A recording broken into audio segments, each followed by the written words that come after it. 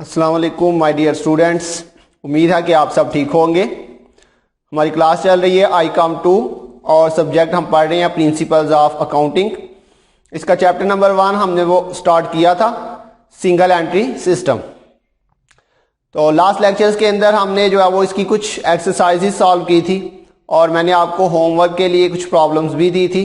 तो मुझे उम्मीद है कि आप साथ साथ जो है वो अपना काम कर रहे होंगे, आपने अपने नीट रजिस्टर जो है वो बनाए होंगे। तो अगर आप साथ साथ काम कर रहे हैं तो इंशाल्लाह आपके लिए कोई भी मसला नहीं होगा। तो बच्चों, हमने लास्ट जितने भी क्वेश्चन किए हैं उन क्वेश्चंस के अंदर आपने देखा, आपको हर क्वेश्चन के अंदर उसने आपको ओपनिंग कैपिटल भी दिया होता है। हमारे पास क्वेश्चन के अंदर जो चीजें आती थी वो कौन कौन सी थी? ओपनिंग कैपिटल होता है हमारे पास क्वेश्चन में। इसके अलावा हमारे पास क्लोजिंग कैपिटल होता है, फ्रेश कैपिटल,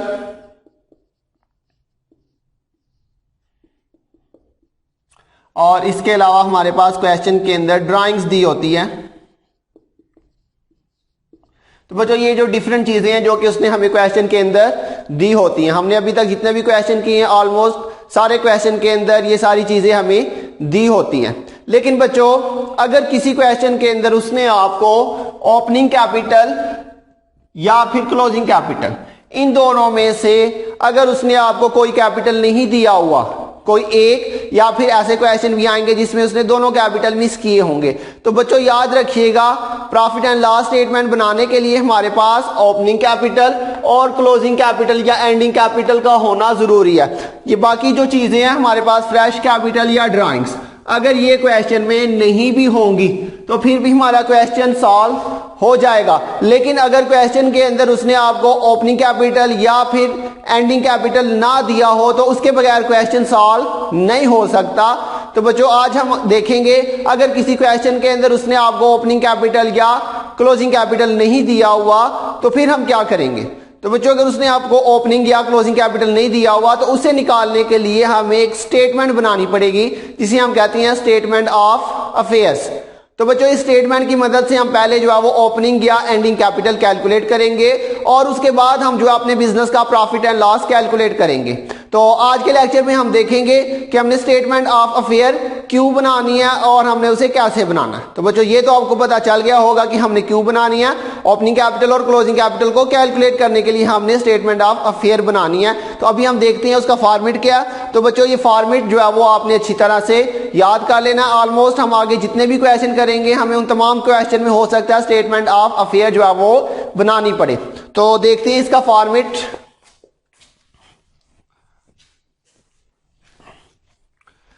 जी बच्चों, फॉर्मेट के अंदर स्टेटमेंट ऑफ अफेयर के फॉर्मेट में आपने सबसे पहले जो है वो उसका नाम लिख लेना है, क्वेश्चन के अंदर जो भी नाम दिया होगा। दूसरे नंबर पे आप हेडिंग देंगे मार्कर के साथ। बच्चों, ये आपने हेडिंग्स देनी है, स्टेटमेंट ऑफ अफेयर्स। और उसके बाद बच्चों थर्ड लाइन के अंदर आपने डेट लिखनी है, एज ऑन। जो भी बच्चों क्वेश्चन के अंदर डेट होगी वो आपने यहां पे डेट लिख देनी है। तो बच्चों, ये 3 हेडिंग्स हैं स्टेटमेंट ऑफ अफेयर के अंदर जो आपने देनी है। उसके बाद बच्चों, स्टेटमेंट ऑफ अफेयर ये बिल्कुल बैलेंस शीट ही है, जिस तरह आपने लास्ट ईयर फाइनल अकाउंट वाला चैप्टर किया था उसके अंदर आपने बैलेंस शीट बनाई थी। तो बच्चों, ये वही बैलेंस शीट ही है, जस्ट इसका हमने यहां पे नाम चेंज कर दिया। तो बच्चों, इस साइड पे हम इसमें लिखेंगे एसेट्स, यहां पे आएगा रुपीस, और इस साइड पे आएंगी बच्चों लाइबिलिटीज, और ये रुपीस। तो बच्चों, एसेट साइड के ऊपर आपने सबसे पहले जो है वो क्या लिखना है, करंट एसेट्स लिखने हैं। तो करंट एसेट्स के अंदर सबसे पहले हम लिखेंगे करंट एसेट्स। करंट एसेट्स के अंदर हमारे पास क्या क्या आएगा, cash in hand, cash at bank,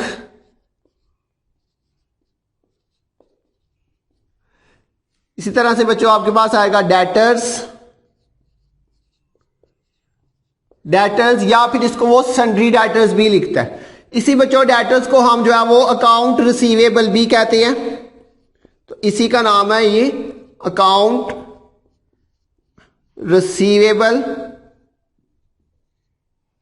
और इसी तरह से बच्चों आपके पास करंट एसेट्स में आएंगे बिल रिसीवेबल,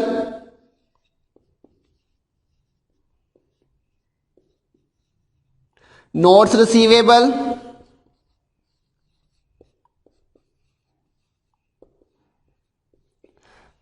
तो बच्चों सिंपली याद रखें किसी भी चीज के साथ रिसीवेबल लिखा होगा तो वो आपका करंट एसेट में ही आएगा।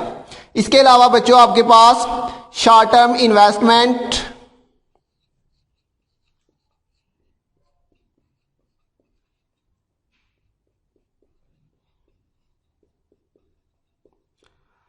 और इसके अलावा बच्चों मार्केटेबल सिक्योरिटीज। ये बच्चों मार्केटेबल सिक्योरिटीज ये शॉर्ट टर्म इन्वेस्टमेंट का ही नाम है।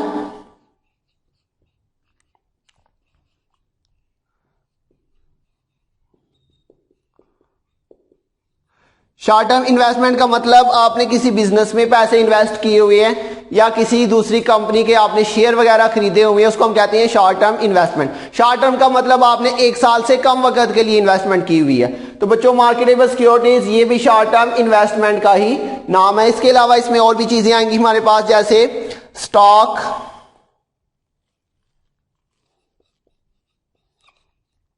या इसी स्टॉक को जो है हम इन्वेंट्री भी कहते हैं। और इसके अलावा बच्चों प्रीपेड एक्सपेंसेस,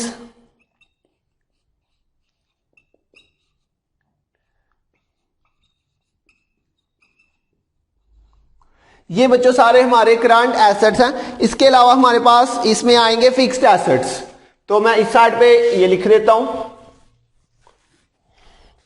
अभी बच्चों हमारा ये फॉर्मेट जो है ये कंटिन्यू है।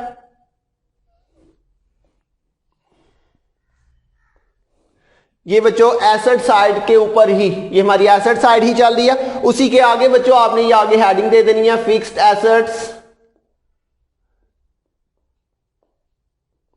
फिक्स्ड एसेट्स के अंदर बच्चों आपके पास क्या आएगा, land, building, furniture,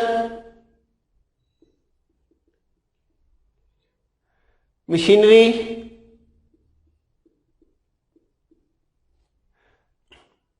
motor vehicles. तो बच्चों ये सारे आपके फिक्स्ड एसेट्स हैं। तो बच्चों ये आपके पास एसेट साइड के अंदर इसी के नीचे ही आएंगे, तो वहां पे जगह कम थी इसलिए मैंने इस साइड पे लिख दिया। तो बच्चों ये वही बैलेंस शीट है जो आपने लास्ट ईयर जो है वो फाइनल अकाउंट के अंदर बनाई थी, तो बिल्कुल सेम वो ये जस्ट यहां से बस हमने इसका नाम चेंज कर दिया। अब दूसरी साइड पे देखते हैं लायबिलिटी साइड पे। लायबिलिटी साइड पे आपके पास सबसे पहले आएंगी करंट लायबिलिटीज।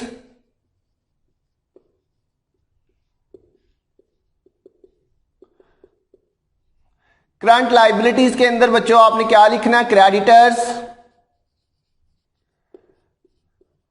या इसी को हम जो है वो अकाउंट्स पेएबल भी कहते हैं।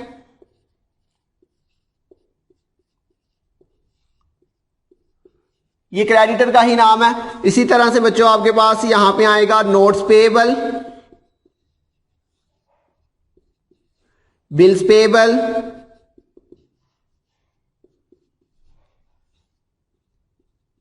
तो बच्चों जैसे मैंने आपको बताया कि कोई भी रिसीवेबल आ जाए तो वो आपका करंट एसेट में आएगा, तो ऐसे ही कोई भी पेएबल आ जाए तो वो आपका करंट लायबिलिटी में आ जाएगा। इसी तरह से बच्चों आपके पास आउटस्टैंडिंग एक्सपेंसेस,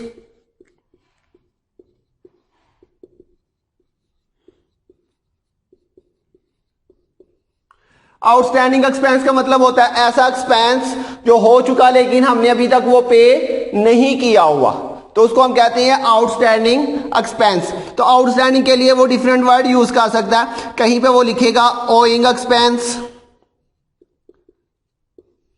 अच्छा बच्चों यहां पे एक्सपेंस लिखा, एक्सपेंस कोई सा भी हो सकता है, जैसे कि फॉर एग्जांपल रेंट हो सकता है तो वो यहां पे लिख सकता है ओइंग रेंट, ओइंग सैलरी, तो कोई भी एक्सपेंस हो सकता है। ओइंग इसी तरह से बच्चों ड्यू भी लिख सकता है, वो कोई सा भी एक्सपेंस ड्यू हो सकता है आपका।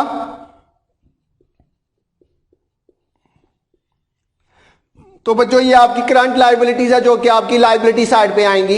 इसी तरह से बच्चों आपके पास यहां पे लॉन्ग टर्म लायबिलिटीज आ जाएंगी, इसी साइड के ऊपर, लायबिलिटी साइड के ऊपर लॉन्ग टर्म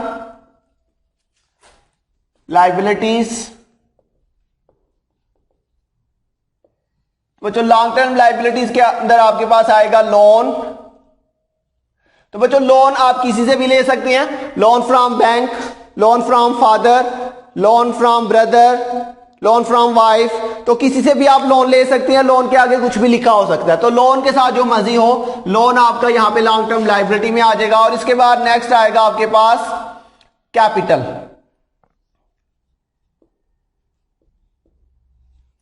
तो बच्चों ये आपके पास जो है, या यहां पे हम हेडिंग लिख लेते हैं एक, ऑनर्स इक्विटी।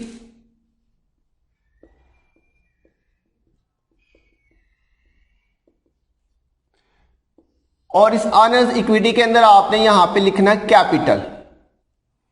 तो बच्चों ये लायबिलिटी साइड ही है, यही वाली साइड है, इसी के आगे आपने इसको कंटिन्यू करना है। तो बच्चों ये हमारा स्टेटमेंट ऑफ अफेयर का फॉर्मेट है। तो आज आपने बच्चों ये फॉर्मेट जो है ये अच्छी तरह से याद कर लेना है। इसके बाद हम आगे जितने भी क्वेश्चन करेंगे उन तमाम क्वेश्चन के अंदर हमें जो है वो स्टेटमेंट ऑफ अफेयर जो है वो बनानी पड़ेगी। और ये आपको क्लियर हो गया होगा कि हमने स्टेटमेंट ऑफ अफेयर कब बनानी है। बच्चों जब भी क्वेश्चन के अंदर ओपनिंग कैपिटल या फिर एंडिंग कैपिटल कोई एक या दोनों मिस हो तो उसे निकालने के लिए हमें पहले स्टेटमेंट ऑफ अफेयर बनानी पड़ेगी। चाहे उसने आपको क्वेश्चन के अंदर स्टेटमेंट ऑफ अफेयर जो है वो रिक्वायर्ड की है या नहीं की, वो हमें खुद ही बनानी पड़ेगी। समटाइम वो क्वेश्चन में आपसे रिक्वायर्ड करेगा, समटाइम नहीं करेगा। लेकिन जब भी हमें क्वेश्चन के अंदर ओपनिंग या एंडिंग कैपिटल ना नजर आए तो हमें सबसे पहले स्टेटमेंट ऑफ अफेयर बनानी है और उसके बाद हमने प्रॉफिट एंड लॉस स्टेटमेंट बनाना। तो एक दफा मैं इसको दोबारा से जो है वो रिपीट कर देता हूं। तो बच्चों आज आपने इसको अच्छी तरह से याद कर लेना है। स्टेटमेंट के अंदर आपने सबसे पहले नाम लिखना है, उसके बाद स्टेटमेंट ऑफ अफेयर और फिर एज ऑन जो भी डेट होगी, दो साइड्स बनेंगी आपके पास, एसेट्स और लायबिलिटीज। एसेट्स के अंदर बच्चों करंट एसेट्स आएंगे आपके पास, उसके अंदर cash in hand, cash at bank, debtors. Debtors आपको याद होगा जिन लोगों को हम उधार पे चीजें सेल करते हैं उनको हम डेटर्स कहते हैं। तो बच्चों डेटर का ही दूसरा नाम है अकाउंट रिसीवेबल, इसी को उसके बाद है बिल रिसीवेबल, नोट रिसीवेबल। बच्चों किसी भी चीज के साथ रिसीवेबल आ जाए वो आपका करंट एसेट में ही आएगा। इसके अलावा short term investment, marketable securities, ये दोनों एक ही चीज के जो नाम है। तो मार्केटेबल सिक्योरिटीज या शॉर्ट टर्म इन्वेस्टमेंट मतलब आपने एक साल से कम वक्त के लिए कहीं पे पैसे इन्वेस्ट किए हुए हैं। Stock inventory, prepaid expense, as expense जो आपने एडवांस में पे कर दिए हुए उसको हम कहते हैं प्रीपेड एक्सपेंसेस। इसके अलावा फिक्स्ड एसेट्स आएंगे, land, building, furniture, machinery, motor vehicle. Motor vehicle के अंदर बच्चों हर किस्म की गाड़ी आ जाएगी, इसमें जो है वो कार, बस, ट्रक सब कुछ आ जाएगा। तो इनके अलावा भी फिक्स्ड एसेट हो सकते हैं, वो क्वेश्चन में आएंगे तो मैं आपको बता दूंगा। लायबिलिटी साइड के ऊपर करंट लायबिलिटीज आएंगी, उनमें क्रेडिटर्स। क्रेडिटर वो लोग जिनसे हमने उधार पे चीजें खरीदी होती हैं उनको हम कहते हैं क्रेडिटर्स, वो लोग जिनसे उधार पे चीजें परचेज की होती हैं। और क्रेडिटर को ही अकाउंट्स पेबल भी कहती है, नोट्स पेबल, बिल्स पेबल। जी बच्चों इनके अलावा भी किसी भी चीज के साथ पेबल आ जाए तो वो आपका होगा करंट लायबिलिटी। एक बच्चों लफ्ज होता है पेड और एक होता है पेएबल। तो पेएबल की बात कर रहा हूं, पेड की बात नहीं कर रहा। पेड होगा तो वो यहां पे नहीं लिखना, पेएबल होगा तो लिखेंगे। ऐसे ही एक लफ्ज होता है रिसीव्ड और एक होता है रिसीवेबल। तो रिसीव्ड जो है वो नहीं लिखना, रिसीवेबल लिखना आपने। बच्चों ये पॉइंट आपने क्लियर करना है। उसके बाद है जी आउटस्टैंडिंग एक्सपेंस, एज एक्सपेंस जो हो गए लेकिन हमने अभी तक वो पे नहीं किए हुए, इसी को हम ओइंग एक्सपेंस, ड्यू एक्सपेंस भी कहते हैं। और इसके बाद बच्चों लॉन्ग टर्म लायबिलिटीज आएंगे, उसके अंदर आपके पास आएगा लोन और ऑनर्स इक्विटी और उसमें आपके पास आएगा कैपिटल। तो बच्चों ये हमारा आज का लेक्चर था, वेरी इंपॉर्टेंट लेक्चर है क्योंकि ये लेक्चर आप इसको अच्छी तरह से याद करेंगे इस फॉर्मेट को, तो फिर ही आपके जो नेक्स्ट क्वेश्चन है वो सॉल्व हो सकेंगे। तो बच्चों आपने आज इसको फॉर्मेट को अच्छी तरह से समझ लेना और समझने के बाद इसको एक दफा आप लिख लीजिएगा ऊपर से देख के।